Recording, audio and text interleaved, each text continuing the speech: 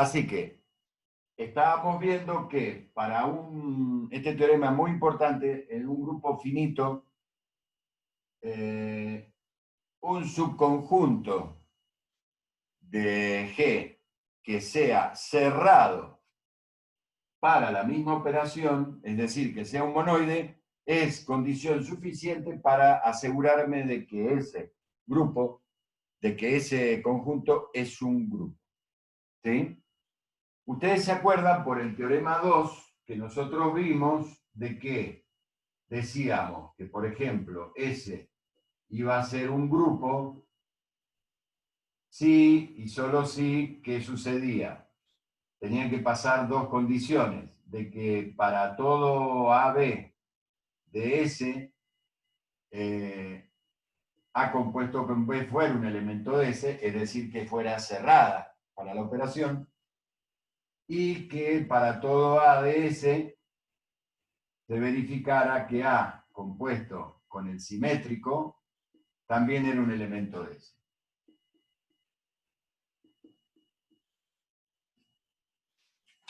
Esa era la forma para asegurarnos subgrupos, ¿sí? Es decir, que lo que yo estoy tratando de probar acá es que si se cumple y eso automáticamente implica la otra condición. Es decir, podríamos escribirlo haciendo algún abuso de símbolos, que la primera condición implica la segunda. ¿Sí? Bien. Entonces, fíjense qué interesante. Yo parto de lo más importante y de que es finito. Como G es finito y S es un subconjunto de G, también es finito. ¿Y eso qué quiere decir? Nosotros partimos de que es cerrado para la operación. Luego, quiere decir que A2 va a ser un elemento de S. La composición de A con sí mismo, siendo A cualquier elemento de S. A3 va a ser un elemento de S. ¿Sí? Y así puedo seguir. Pero es finito. Luego, ¿qué es lo que va a pasar? A ver, los escucho. Si las sucesivas composiciones de un elemento con sí mismo pertenecen al conjunto, porque es cerrado, y es finito el conjunto, ¿qué va a pasar en algún momento? Los escucho.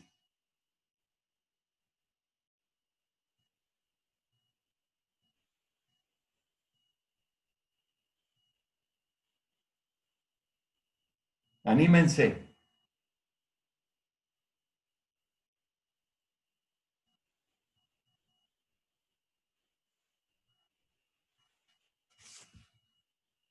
¡Qué silencio! Claudio, ¿no tenés nada para decir?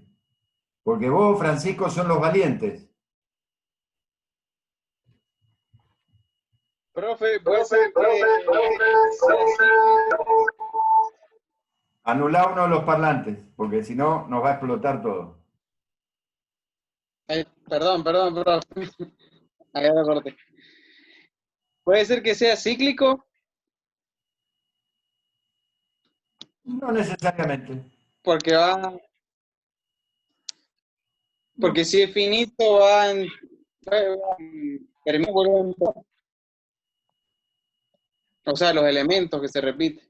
Ah, ese es el tema, pero eso no quiere decir que sea cíclico. Ah, Pero es muy importante lo que acaba de decir. Es decir, al ser finito, en algún momento se van a repetir las potencias. En algún momento A va a ser igual a la T para algún T. ¿Sí?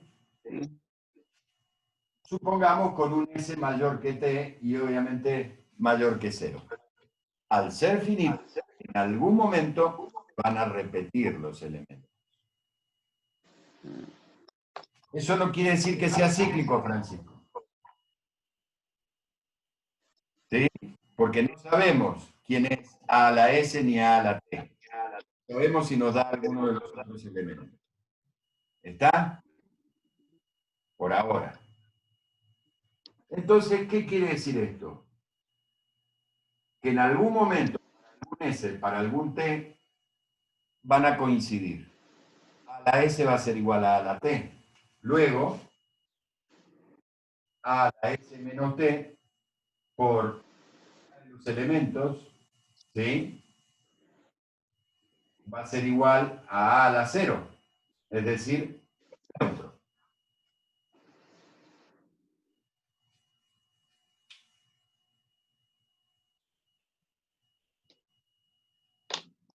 Y por esta propiedad, como S es mayor que T y mayor que 0, positivo, S menos T menos 1 también va a ser positivo. O a lo sumo va a ser 0. Entonces, si yo tengo el elemento A la S menos T menos 1, que es un elemento de S porque es cerrado, compongo con A,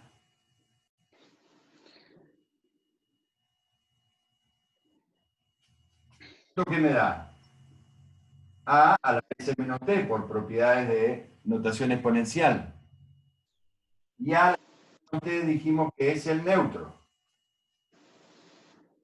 Entonces, ¿qué estoy queriendo decir? Esto con este elemento me da el neutro, quiere decir que este elemento es el simétrico de A.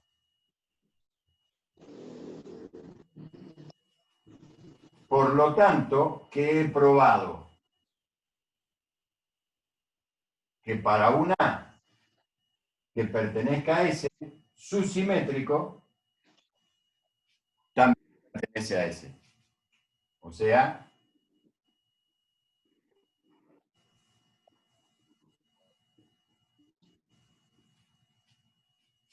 que es la condición 2.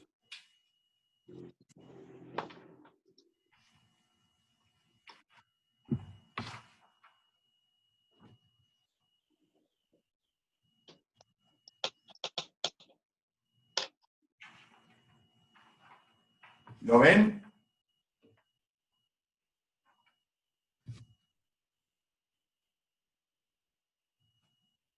Esto es muy importante, porque si yo tengo un grupo finito y yo quiero armar un subgrupo finito, o sea, perdón, un subgrupo de S, lo único que tengo que lograr, que lo puedo hacer con una tabla, es encontrar un subconjunto que sea cerrado para esa operación. Y ya con eso tengo la seguridad de que ese también va a ser grupo. Entonces me están dando una herramienta para hacer subgrupos de grupos finitos. ¿Se entiende? Thumbs up. Más o menos. Hay algunos que ni levantan el dedo. Bien. Entonces, como hoy están tan callados, van a tener un castigo ahora. ¿La puedo borrar? Bien.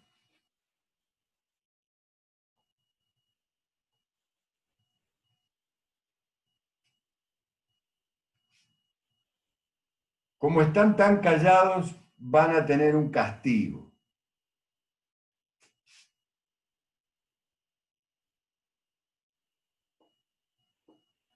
Ahora vamos a ver el teorema de Lagrange.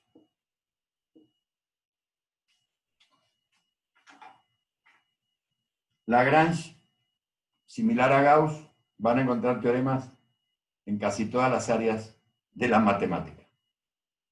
El teorema de Lagrange dice que el orden de un subgrupo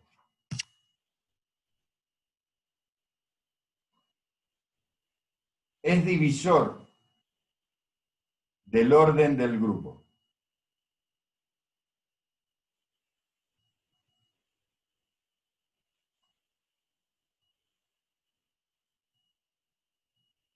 ¿Sí? Entonces,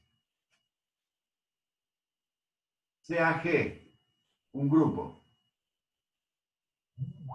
y S subgrupo de G,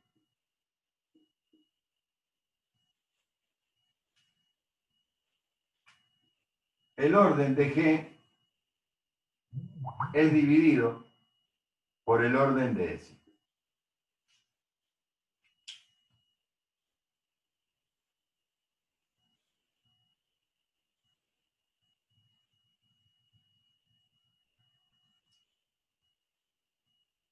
Es decir que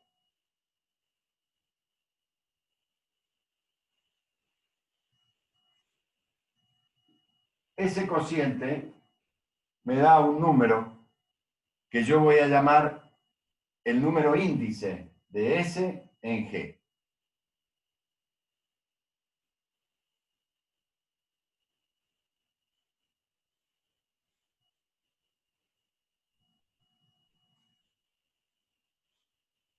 El castigo que van a tener es que este teorema me lo van a tener que demostrar ustedes.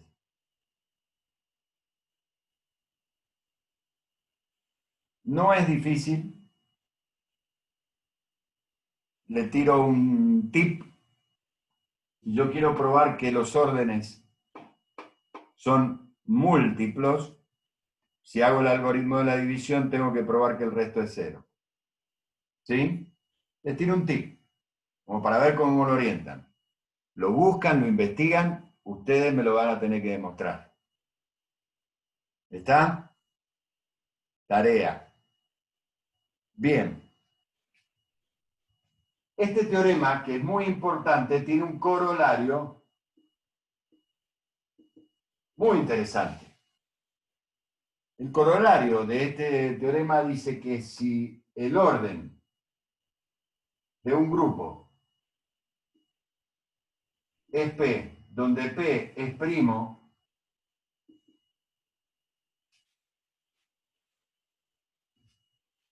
entonces este grupo es cíclico. Fíjense qué interesante esa conclusión. Las dos, tanto el teorema como el corolario, son muy interesantes. ¿Para qué me puede servir a mí esta información? Si yo tengo que armar subgrupos, como ustedes van a tener que armar en la práctica, de un grupo dado, armar subgrupos, ¿sí? Por ejemplo, el de las rotaciones, el R6 le habíamos llamado. ¿Cuál era el cardinal, o el orden, mejor dicho, de ese grupo, del R6? Ustedes lo tienen a mano. ¿Cuál era el cardinal? ¿Cuál era el orden, si quieren? 6, profe. 6. Bien. Ujú. Cualquier subgrupo de él, el orden de ese subgrupo tiene que ser divisor de 6.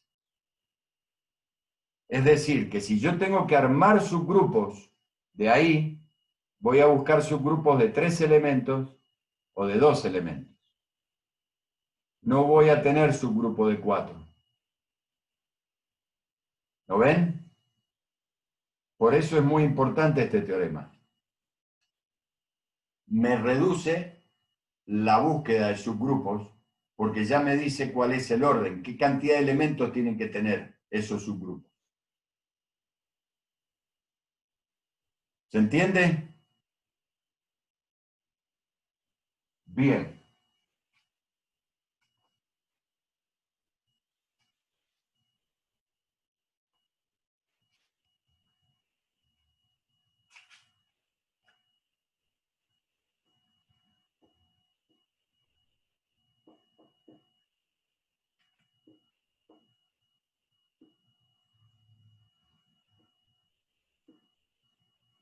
Ahora vamos a ver un tema interesante que son las isometrías del cuadrado.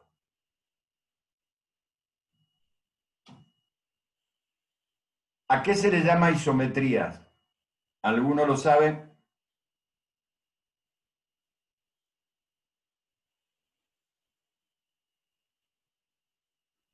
Hace referencia a que son de igual forma, ¿puede ser, bro? De Parece igual medida. claro. Es decir, una isometría es algún tipo de movimiento que me lo deja invariante al objeto frente a un movimiento o una transformación. Esa es una isometría. Es decir, por ejemplo, si yo acá tengo el cuadrado, supongamos que tengo ese cuadrado, y yo respecto del centro lo hago girar en sentido antihorario,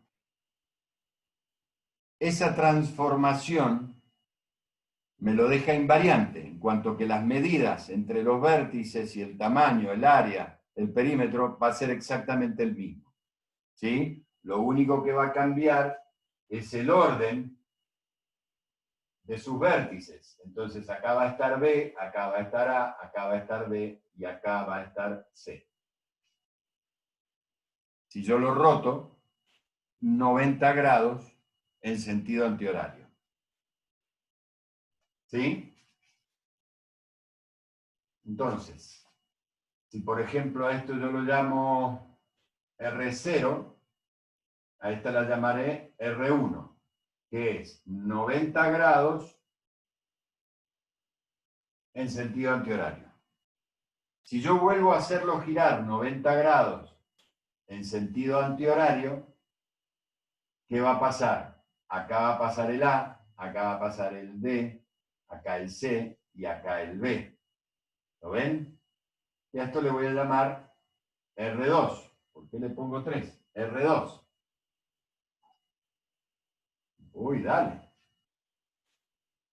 Si lo vuelvo a rotar 90 grados, ¿qué va a pasar? El A pasa acá arriba, el D, el C y el B. Y esta será R3. Si lo vuelvo a rotar 90 grados, ¿a dónde vuelvo a pasar? ¿O a dónde voy a parar?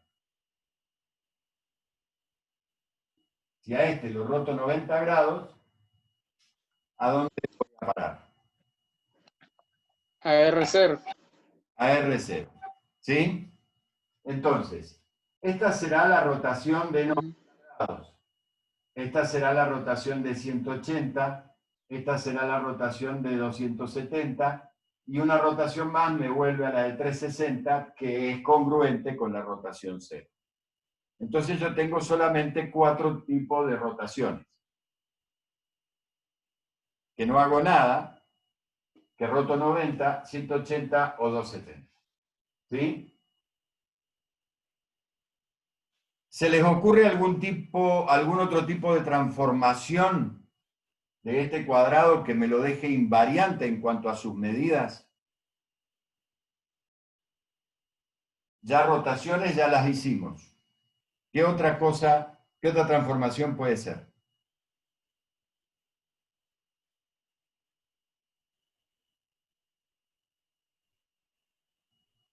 ¿No se les ocurre? La traslación. Sí, pero digamos, puede estar incluida acá la transformación, no la estoy analizando.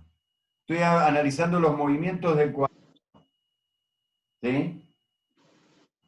Mm, Ya probé las rotaciones.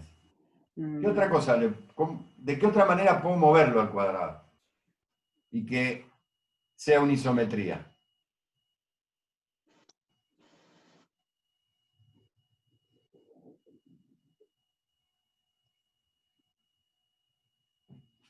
¿Qué pasa si yo a este cuadrado lo hago rotar respecto de un eje de simetría que pase por el centro en forma vertical? ¿Sí? O sea que hago esto con el cuadrado. El cuadrado permanece invariante. Pero, ¿qué va a cambiar? Acá voy a tener AD y acá voy a tener BC. Y fíjense que esta configuración no se corresponde con ninguna de las rotaciones. O sea que es un movimiento diferente. ¿Sí? ¿Qué es lo que hice? Tengo el cuadrado, lo hago rotar, hago una simetría respecto del eje vertical. Llamémosle S1, para recordar que es una simetría. ¿Qué otra puedo hacer?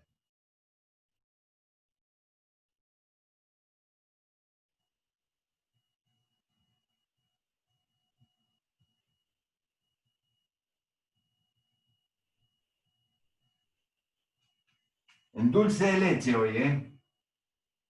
Remar es dulce de leche. Puedo hacer rotarlo respecto de un eje horizontal también, ¿sí? Respecto de un eje horizontal.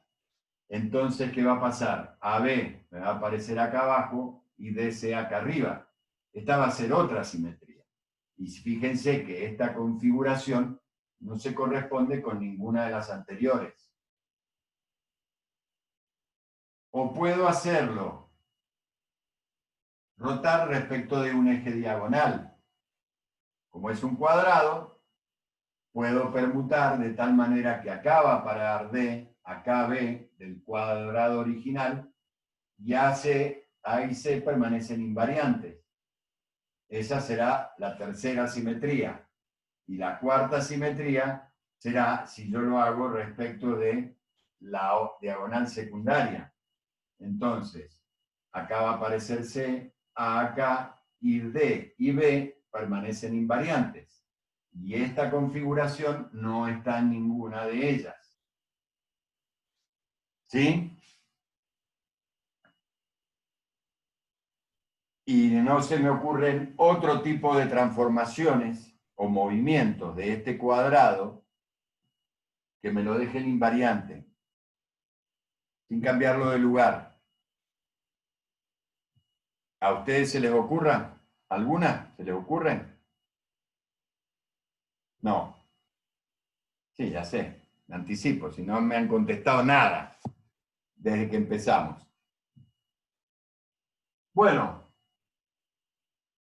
¿qué vamos a hacer con este grupo de movimientos? Vamos a definir una operación.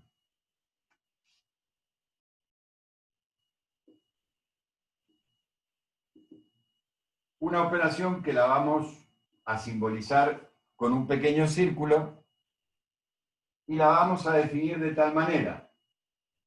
El movimiento X compuesto con el movimiento Y significa movimiento X seguido del movimiento Y.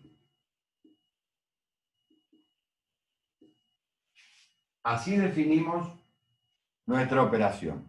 Muy similar a lo que hicimos con la composición de rotaciones. ¿Se acuerdan? Sí, profe. Bien. Entonces, ahora se les viene complicado a ustedes, porque como mi pizarrón es chiquito, voy a tener que borrar.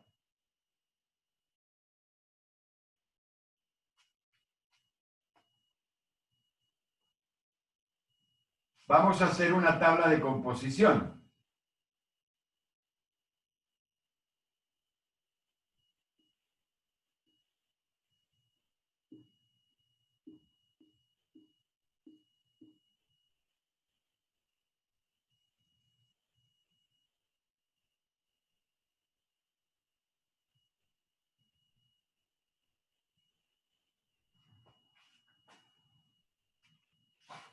La primera fila la voy a llenar yo. Porque obviamente, si yo al R0, que es el cuadrado original, seguido de R1, lo compongo con R1, me va a devolver R1. Así que, evidentemente, ya estoy viendo que el R0 va a ser mi elemento neutro. ¿Por qué? Porque al componerlo con cualquiera de los otros elementos, no lo altera. Y es lo mismo si primero compongo R0 con otro movimiento, así pongo o hago un movimiento y después le agrego R0 que es invariante.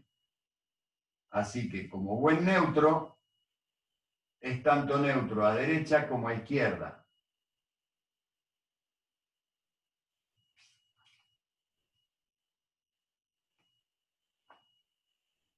Ahora, R1 compuesto con R1. R1 es R90. Y si yo lo giro 90 grados y después lo vuelvo a girar 90 grados más, me queda como R180. Y si a eso lo giro 90 grados más, me queda R270. Y si lo vuelvo a girar, vuelvo al R0. ¿Sí? Así que como yo soy bueno, esto se lo voy a hacer yo.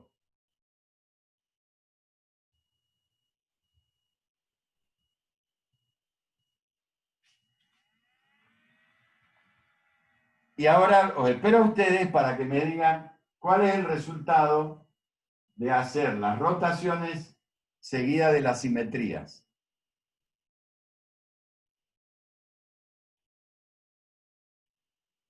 R1, por ejemplo, seguido de S1. ¿Qué quiere decir R1? Perdón que saco el cartelito. Seguido de S1. Que primero el cuadrado lo roto 90 grados, sentido antihorario, y a eso le hago S1, que era la diagonal, perdón, el eje vertical. Es decir, si a R1 ahora le aplico la simetría vertical, quedaría CD de este lado y BA de este lado. CD, CD, CD, CD, CD, BA. Me queda así, S4. Si yo a la rotación 1 ahora le aplico la simetría horizontal, quiere decir que AD pasaría arriba y BC abajo. AD arriba, busquemos AD arriba, BC abajo, S3. O sea, me devuelve la misma configuración que S3. R1 con S3, si le hago la diagonal principal, B y D quedan invariantes, B y D, y A permuta con C. O sea que me queda S1.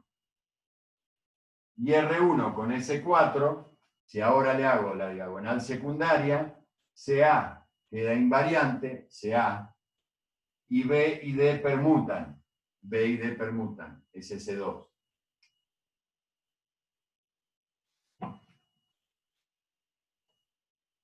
Bien.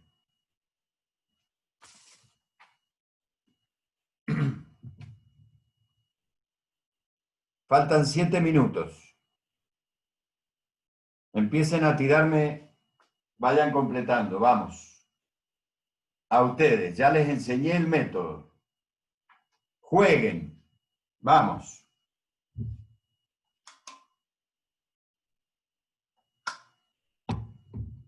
Díganme, R2 con S1.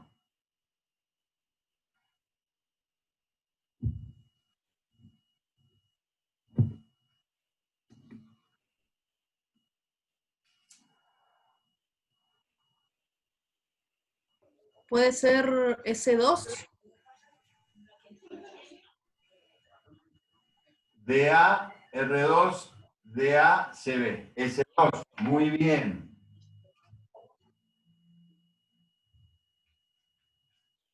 Muy bien.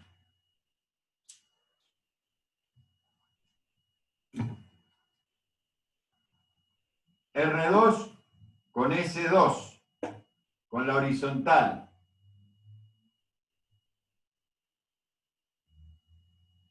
S1, profe. S1. S1. R2 con S3, con la diagonal principal.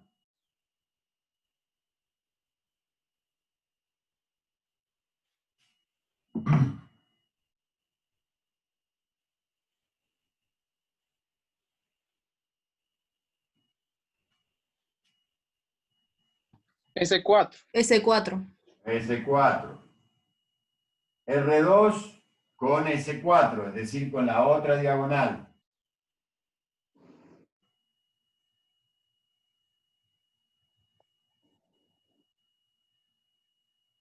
S3, profe. S3. R3 con S1. Ahora estoy en R3 y le aplico la simetría. S3. S3. R3 con S2. R3, la simetría horizontal.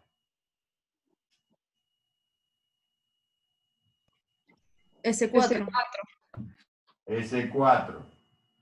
R3 con S3. A R3, diagonal principal. S1. S1. R3 con S2. S4. R3 con S4.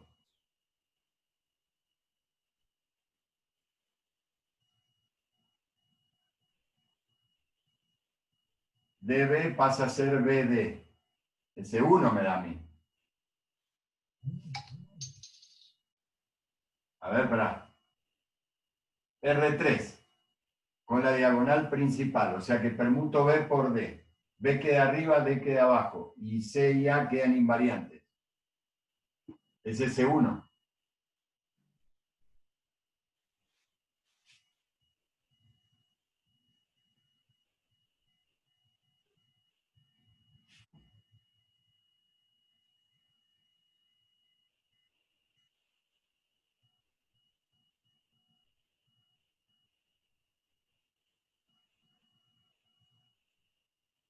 Acá se han equivocado ustedes. Esto es S2. Porque al R3, cuando le aplico la diagonal principal, D y B quedan iguales. D y B están acá. Y lo que permuta es C y A. Es S2. Bueno, vamos que se termine el tiempo, vamos. Antes que termine este módulo, díganme ustedes cómo sigue. S1, S1, R1 puede ser S, a ver, S3. S1 estás acá. R1, lo rotás 90 grados para allá. O sea que acá aparece el A, aparece el D. Está bien, Fíjense arriba, S3. es S3.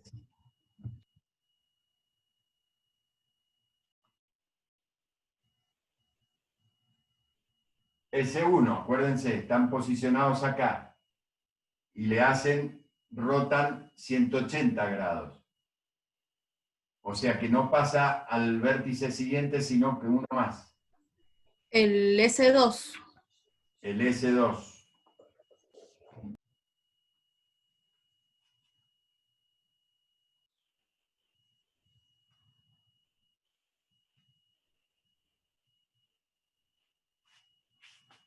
Claudio, Francisco, no los escucho.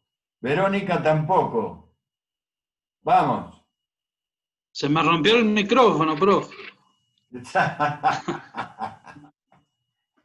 S1 con R3. Vamos, Claudio, este es tuyo. A S1 aplicale R3. O sea, rotalo 270 grados. Es decir que no permuta con el siguiente, sino dos más. Este no pasa acá ni acá. Vuelve a pasar acá. S2 puede ser. S4. SC pasa acá arriba.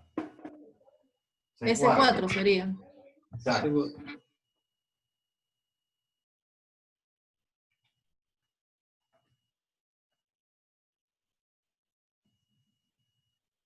Vamos, vayan dictándome.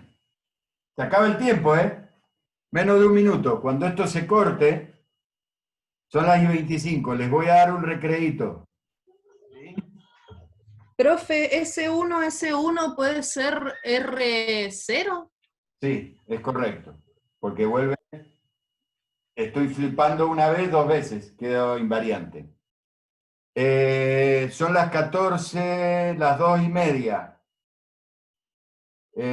Los voy a dejar un recreo más largo. A las 3 nos vamos a juntar. ¿Sí? Pero como el recreo más largo me tienen completado esto.